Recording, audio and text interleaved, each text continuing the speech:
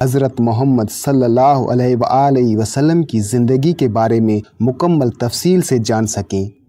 مدینے میں ایک ریاست قائم کرنے کے بعد مسلمانوں کو اپنے دفاع کے لیے کئی جنگیں لڑنی پڑی، ان میں سے جن میں حضور اکرم حضرت محمد صلی اللہ علیہ وآلہ وسلم شریک تھے انہیں غزوہ کہتے ہیں، اور جن میں وہ شریک نہیں تھے انہیں سریہ کہا جاتا ہے۔ اس ویڈیو میں میں آپ کو ان سبھی جنگوں کے بارے میں بتاؤں گا جو حضور پاک حضرت محمد صلی اللہ علیہ وآلہ وسلم کے دور میں لڑی گئی۔ غزوہ بدر 17 رمضان 2 ہجری 17 مارچ 624 عیسوی کو بدر کے مقامات پر مسلمانوں اور مشرکین مکہ کے درمیان میں غزوہ بدر ہوئی۔ مسلمانوں کی تعداد 313 جبکہ کفار مکہ کی تعداد 1300 تھی۔ مسلمانوں کو جنگ میں فتح ہوئی، 70 مشرکین مکہ مارے گئے، جن میں سے 36 حضرت علی علیہ السلام کی تلوار سے ہلاک ہوئے۔ مشرکین 70 جنگی قیدیوں کو چھوڑ کر بھاگ گئے۔ مسلمان شہداء کی تعداد 14 تھی۔ جنگ میں فتح کے بعد مسلمان مدینے میں ایک اہم قوت کے طور پر ابھرے۔ غزوہ احد 7 شوال 3 ہجری 23 مارچ 625 عیسوی میں ابو سفیان کفار کے 3000 نفری لشکر کے ساتھ مدینے پر حملہ ور ہوا۔ احد کے پہاڑ کے دامن میں ہونے والی یہ جنگ غزوہ احد کہلائی۔ آپ نے مسلمانوں کے ایک گروہ کو ایک ٹیلے پر مقرر فرمایا تھا اور یہ ہدایت دی تھی کہ جنگ کا جو بھی فیصلہ ہو وہ اپنی جگہ نہ چھوڑیں۔ ابتدا میں مسلمانوں نے کفار کو بھاگنے پر مجبور کر دیا۔ ٹیلے پر موجود لوگوں نے بھی یہ سوچتے ہوئے کہ فتح ہو گئی ہے کفار کا پیچھا کرنا شروع کر دیا یا مال غنیمت اکٹھا کرنا شروع کر دیا۔ خالد بن ولید نے جو ابھی مسلمان نہیں ہوا تھا اس بات کا فائدہ اٹھا کر اور مسلمانوں پر پچھلی طرف سے حملہ کر دیا۔ یہ حملہ اچانک تھا، مسلمانوں کو اس سے کافی نقصان ہوا، لیکن کفار چونکہ پیچھے ہٹ چکے تھے اس لیے واپس چلے گئے۔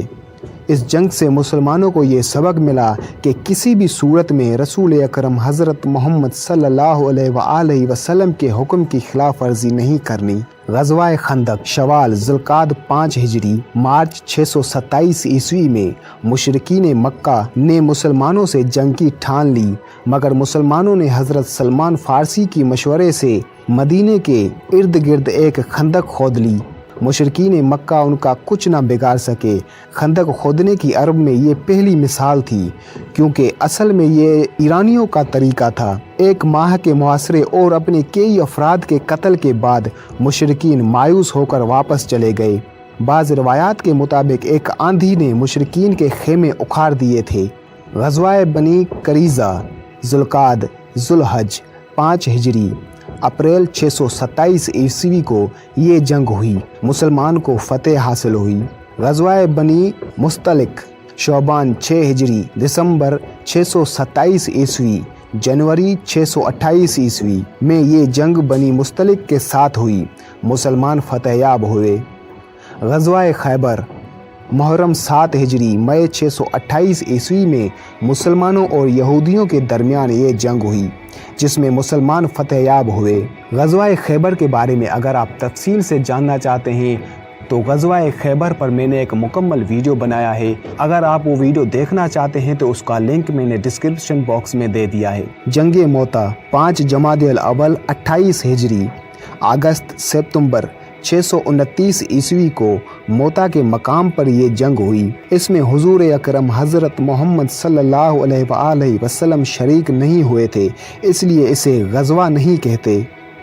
غزوہ فتح مکہ رمضان 8 ہجری جنوری 630 عیسوی میں مسلمانوں نے مکہ فتح کیا۔ جنگ تقریباً نہ ہونے کے برابر تھی، کیونکہ مسلمانوں کی ہیبت سے مشرکین مکہ ڈر گئے تھے۔ اس کے بعد مکہ کی اکثریت مسلمان ہو گئی تھی۔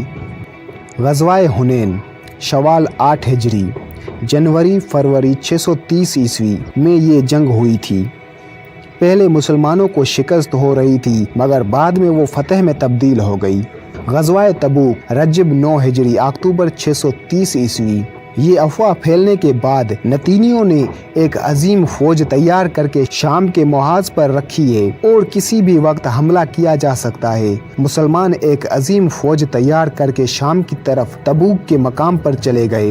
وہاں کوئی دشمن فوج نہ پائی، اس لیے جنگ نہ ہو سکی، مگر اس علاقے کے کئی قبائل سے معاہدے ہوئے اور جزیہ ملنے لگا اور مسلمانوں کی طاقت کے چرچے عرب میں دور دور تک ہو گئے۔